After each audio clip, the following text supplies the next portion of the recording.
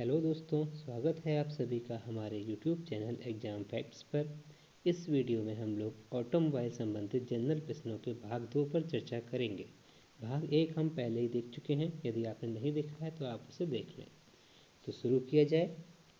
चलिए, पहला प्रश्न है आपके सामने। फोर्जिंग प्रक्रिया में कार्य को सही ताप देने के लिए भट्टी में कार्य उचित स्थान पर रखना महत्वपूर्ण होता है। उचित स्थान निम्न में से कौन सा है? आग के सीधे ऊपर, ट्यूब से अलग तथा कोयले की एक मोटी परत को कार्य पर देकर, ट्यूब के समीप वस्तु पर सीधे वायु प्रवाहित कर, ट्यूब के नीचे कोयले की परत से कार्य को ढककर। तो सही आंसर है डी, ट्यूब के नीचे कोयले की परत को ढककर। अब देखते हैं। एक कार्य वस्तु को तप्त करने का तापक्रम उसके पदार्थ और उसकी फोर्जिंग विधि पर निर्भर करता है। माध्यम कार्बन इस्पात को में से किस ताप रेंज पर फोर्ज किया जाता है? पहला है 700 से 800 डिग्री सेंटीग्रेड, 650 से 920 डिग्री सेंटीग्रेड, 800 से 1300 डिग्री सेंटीग्रेड या फिर 850 से 1250 डिग्री सेंटीग्रेड। तो सही आंसर है डी, 850 से 1250 डिग्री सेंटीग्रेड। फोर्जिंग के कार्य में उपयोग होने वाले हैंड हैमर का भार निम्न में से कौन सा होता है? तो पहला ऑप्शन है आपका 12 किलोग्राम, दूसरा है 2 किलोग्राम, 5 किलोग्राम, 3 किलोग्राम।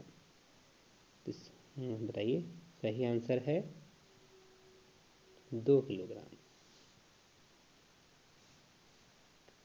अगला है, हार्ड किए हुए स्टील के कंपोनेंट को इंटरनल स्ट्रेसों से मुक्त करने के लिए निम्न में से किस विधि का प्रयोग किया जाता है? पहला है एनीलिंग, दूसरा है टेम्परिंग, तीसरा है नॉर्मलाइजिंग, चौथा इनमें से कोई नहीं। तो सही आंसर है इनमें से कोई नहीं। अगला देखते हैं। हार्ड स्पीड स्टील की फोर्जिंग करनी है, कौन सा रंग अधिक उपयुक्त फोर्जिंग तापमान को प्रकट करता है? पहला है हल्का पीला, गहरा चेरी लाल, सफ़ेद या फिर पीला। तो फोर्जिंग करनी है, आपको रंग बताना है, तो रंग कौन सा होगा उसका? पीला। अगला देखते हैं। फोर्जिंग द्वारा स्टॉक की लोकल थिनिंग डाउन की जाने वाली विधि को कहते हैं। पहला है सेटिंग डाउन, दूसरा है ड्राइंग डाउन, तीसरा है स्वेजिंग आउट, चौथा है पंचिंग। तो स्टॉक द्वारा क्या करना है हमें? फोर्जिंग द्वारा स्टॉक की लोकल थिनिंग करनी है, इसको हम कहते हैं setting down. The right answer is a. अगला देखते हैं।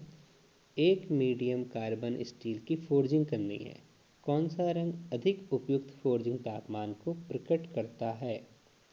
तो पहला है हल्का पीला, दूसरा है गहरा चेरी लाल, फिर है सफ़ेद और फिर से हल्का पीला। तो ए और डी दोनों ही सेम है। राइट आंसर इज डी या फिर ए, आप जो भी कह सकते हैं। अगला देखते हैं।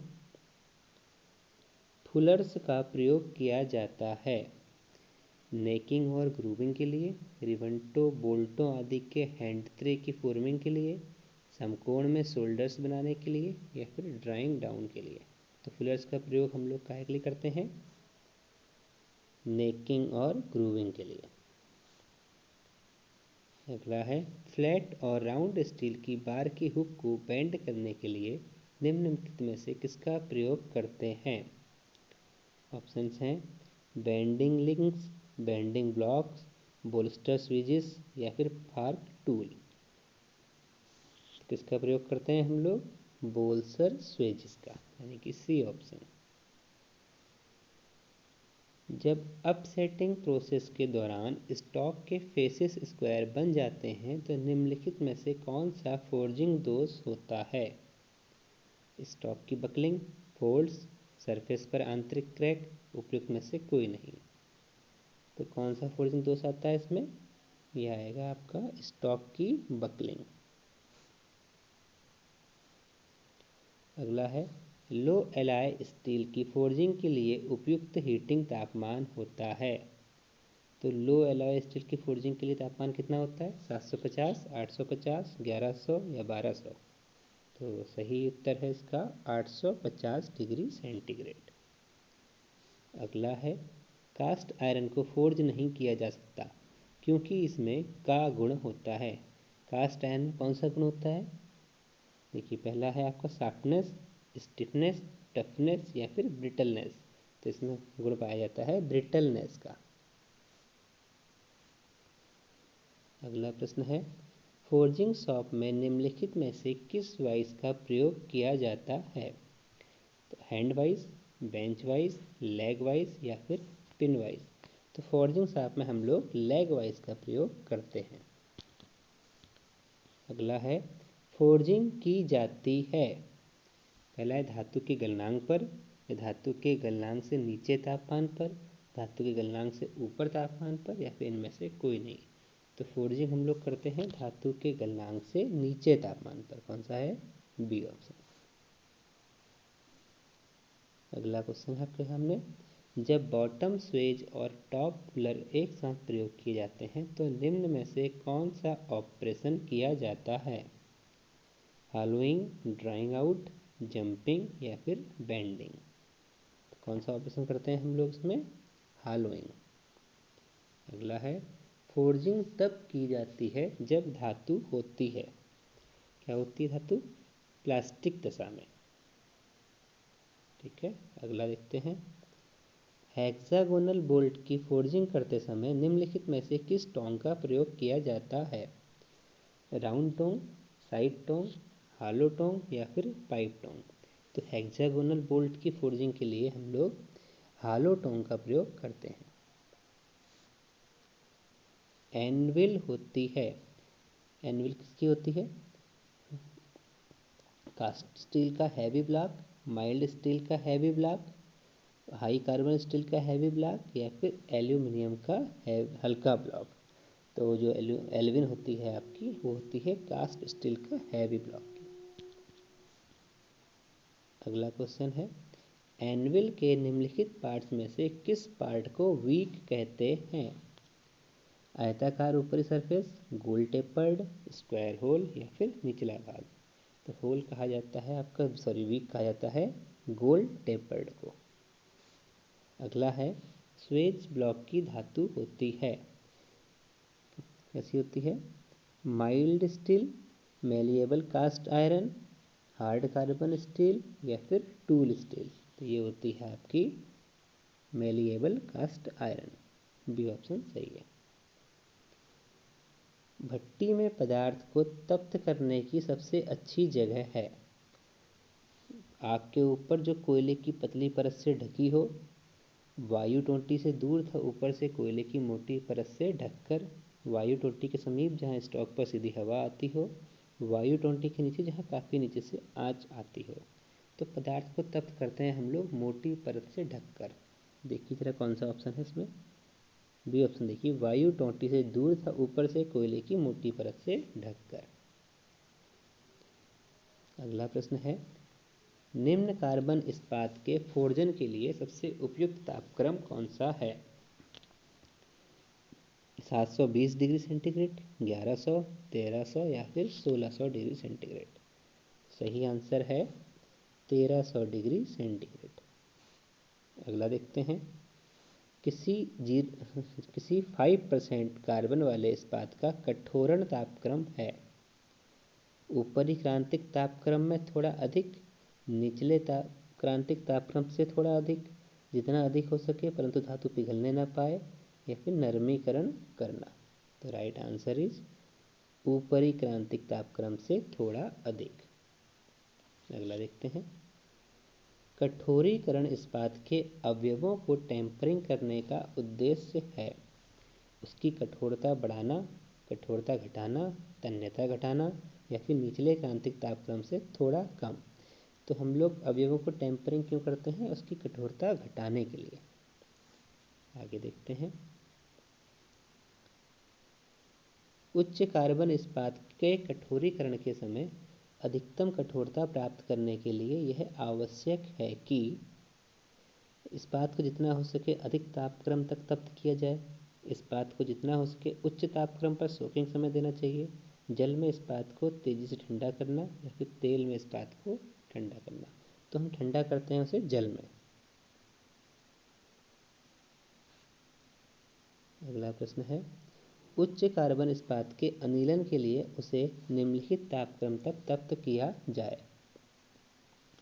निचले क्रांतिक तापक्रम से 50 डिग्री सेंटीग्रेड अधिक, ऊपरी क्रांतिक तापक्रम से 30 डिग्री सेंटीग्रेड कम, ऊपरी क्रांतिक तापक्रम से 30 डिग्री सेंटीग्रेड अधिक, या फिर निचले क्रांतिक तापक्रम से 50 डिग्री सेंटीग्रेड कम।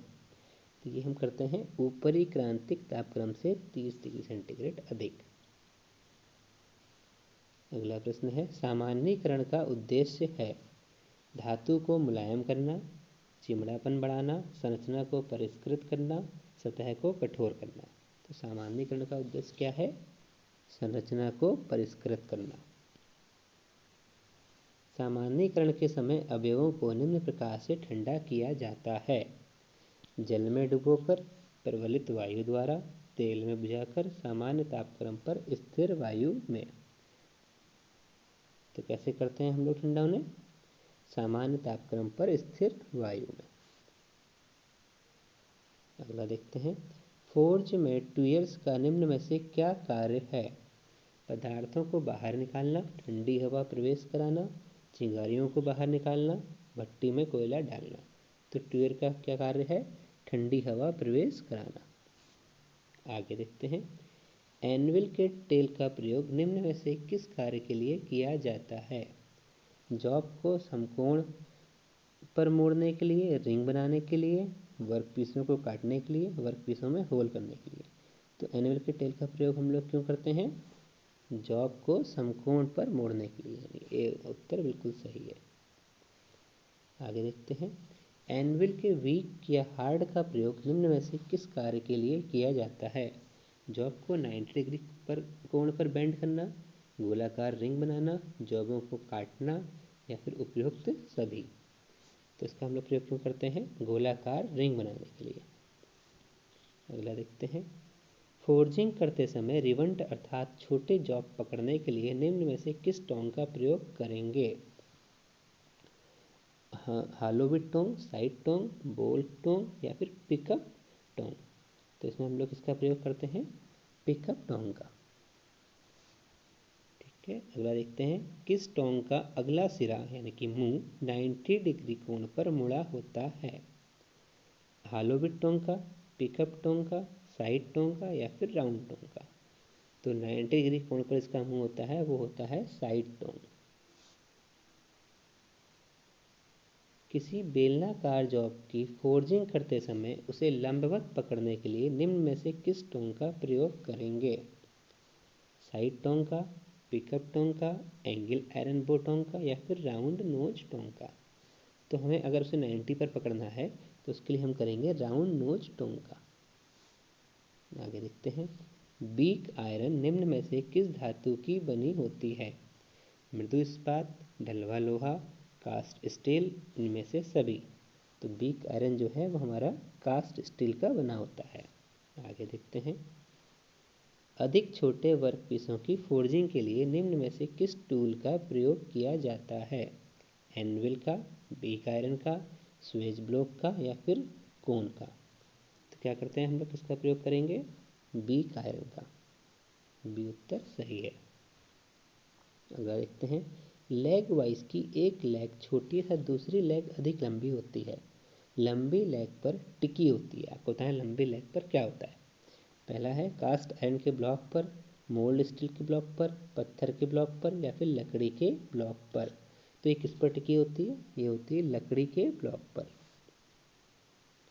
अगला है, बीक आयरन को फिट किया जाता है लकड़ी के स्टैंड पर, कास्ट आयरन के स्टैंड पर, एनविल के हार्डई होल में, या फिर उपयुक्त सभी में। तो किस में करते हैं हम लोग बीक आयरन को फिट? ये सभी में, यानी लकड़ी के स्टैंड पर भी, कास्ट आयरन के स्टैंड पर भी, एनविल के हार्डई होल में भी। अगला है, वर्क पीस के कोने 90 डिग्री कोण पर फ्लैट बनाने के लिए निम्न में से किस हथौड़े का प्रयोग किया जाता है? Ball peen hammer, cross peen hammer, straight peen hammer, या फिर सेट हैमर। तो किसका प्रयोग करते हैं हम लोग? सेट हैमर का। अगला देखते हैं और आखिरी प्रश्न है ये, ब्लैक स्मिथी में वर्क पीस की सतह को समतल बनाने के लिए किस टूल का प्रयोग किया जाता है? सेट हैमर, या फ्लैटर, बॉटम स्वेज, या फिर टॉप पुलर। किसका प्रयोग करते हैं हम लोग? फ्लैटर का। इसके साथ ही हमारे 80 प्रश्न पूरे होते हैं। दोस्तों, आज के लिए इतना ही। उम्मीद करता हूँ आपको वीडियो पसंद आया हो और आपके लिए हेल्पफुल रहा हो। ठीक है, धन्यवाद।